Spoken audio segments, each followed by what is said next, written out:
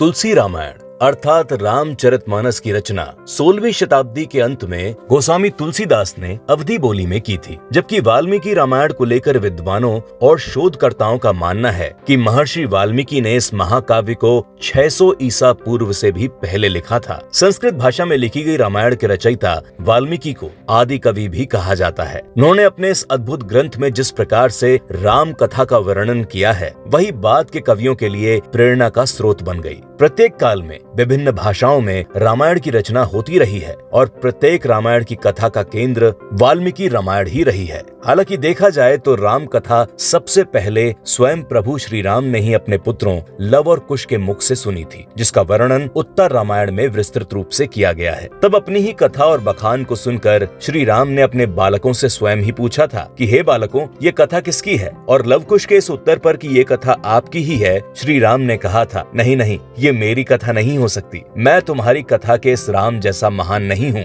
राम कथा सबसे पहले कब लिखी गई थी या सर्वप्रथम कब सुनाई गई, ये बड़ा ही रोचक विषय है। आज के इस वीडियो में हम इसी विषय पर चर्चा करने वाले हैं, जो रोचक होने के साथ साथ ज्ञानवर्धक भी है। नमस्कार दर्शकों, मेरा नाम है अंश और आप देख रहे हैं नारद वाणी। यद्यपि इसमें कोई दो मत नहीं है कि प्रभु श्री राम की कथा का प्रारंभ कब हुआ, ये कोई नहीं बता सकता, क्योंकि जब भी राम कथा के मौखिक वर्णन की बात होगी तब अशोक वाटिका के इस प्रसंग को भी नहीं बिसराया जा सकता, जब महावीर हनुमान जी लंका में अशोक वाटिका के उस वृक्ष पर बैठे थे जिसके नीचे माता सीता विराजा करती थी, और उन्होंने माता सीता को अपना परिचय देने के लिए एक भजन के रूप में पूरी राम कथा सुनाई थी। हालांकि वो कथा उस समय तक ही थी जो माता सीता को ये अवगत कराने के लिए हनुमान जी ने सुनाई थी कि वो प्रभु श्री राम के ही दूत हैं, कोई मायावी नहीं। पूर्ण राम कथा के मौखिक वर्णन के बारे में गोस्वामी तुलसीदास जी ने लिखा था कि सर्वप्रथम श्री राम की कथा भगवान शंकर ने माता पार्वती को सुनाई थी, और जिस स्थान पर भगवान शंकर माता पार्वती को श्री राम कथा सुना रहे थे,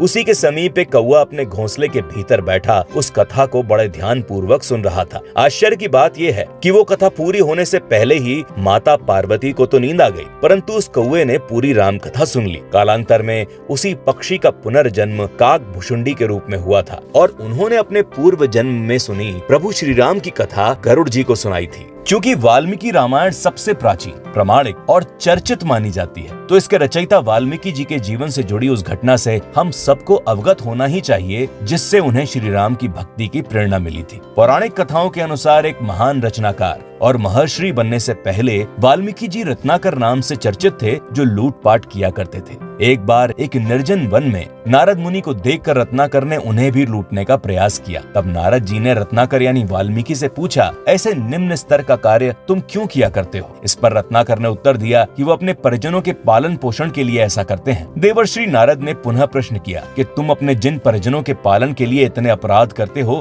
क्या वो सभी तुम्हारे पापों का भागीदार बनने को तैयार होंगे? इस प्रश्न का उत्तर जानने हेतु रत्नाकर ने नारद को पेड़ से बांध दिया और घर जाकर एक एक कर पत्नी और सभी सदस्यों से पूछा, क्या तुम सब मेरे पाप में भागीदार बनोगे? रत्नाकर के इस प्रश्न का किसी के पास कोई उत्तर नहीं था। सबको चुप देखकर रत्नाकर घोर आश्चर्य में पड़ गए और बड़े ही दुखी मन से लौटकर देवर्षि नारद के चरणों में गिर गए। तब देवर्षि नारद ने कहा, हे रत्नाकर, जिन परिजनों हेतु तुम निरंतर पाप करते रहे हो, वही इनमें भागीदार नहीं बनना चाहते, तो भला क्यों उनके हेतु ऐसे पाप कर्म किया करते हो? इस प्रकार नारद जी ने रत्नाकर को जीवन के सत्य से परिचित करवाया और उन्हें राम नाम का जाप करने को कहा, जिसके लिए रत्नाकर सहर्ष तैयार हो गए। परंतु समस्या ये थी कि वे राम नाम का उच्चारण ही नहीं कर पा रहे थे। तब नारद जी ने सोचा और एक युक्ति निकाली और उनसे मरा मरा जपने के लिए कहा, और मरा मरा रटते रटते यही राम राम बन गया। रत्नाकर निरंतर राम नाम का जाप करने लगे। वो जप करने में इतने तल्लीन हो गए कि दिन सप्ताह माह का उन्हें ध्यान ही नहीं रहा, और धीरे धीरे उनके शरीर को दीमकों ने अपना घर बना लिया। अपनी इस कठोर साधना को पूरी करने के बाद रत्नाकर दीमकों के घर से बाहर निकले तो लोग इन्हें वाल्मीकि कहने लगे, क्योंकि दीमक के घर को भी वाल्मीकि कहा जाता है, और बाद में महर्षि वाल्मीकि के नाम से रत्नाकर प्रसिद्ध हुए। ये तो हुई मौखिक राम कथा या रामायण की बात। अब बात करते हैं लिखित राम कथा की।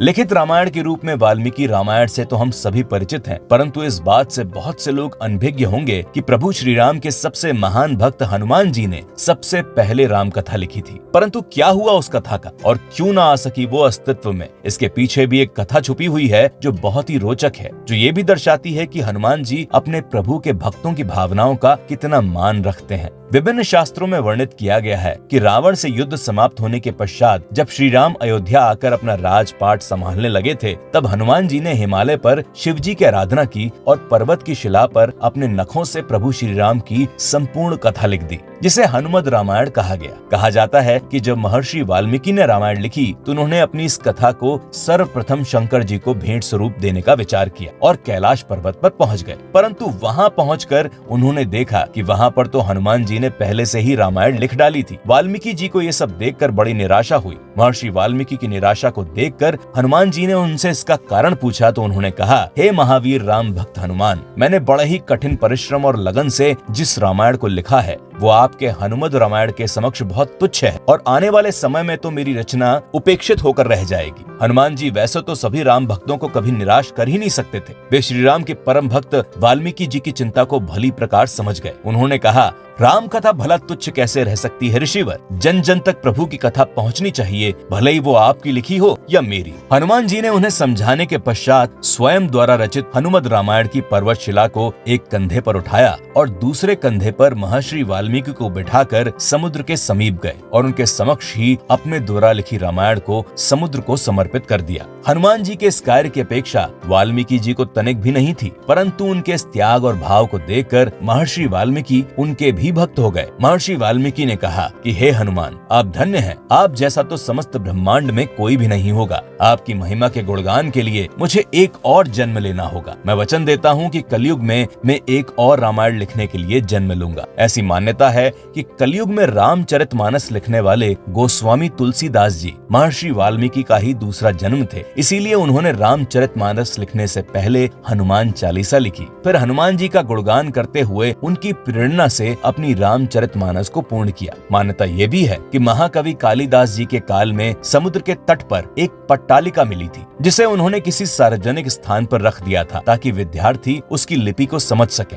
ऐसा भी कहा जाता है कि कालिदास ने उस लिपि को समझ भी लिया था और उन्हें इस बात का भान हो भी गया था कि ये पट्टालिका महावीर हनुमान जी की लिखी हनुमद रामायण का ही एक अंश है, जो समुद्र के बहाव के संग बहते हुए उन तक पहुंच गई थी। दर्शकों, हमें आशा है कि नारद वाणी का ये वीडियो आपको अवश्य पसंद आया होगा। जल्द ही मिलते हैं अगले वीडियो में, तब तक के लिए नमस्कार।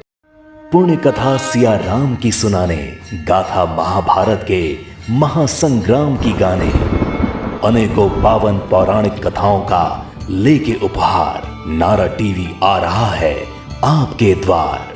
नारद टीवी प्रस्तुत करता है नारद वाणी, सनातन धर्म की अनेकों अद्भुत गाथाओं और जानकारियों से भरपूर अनूठा मंच।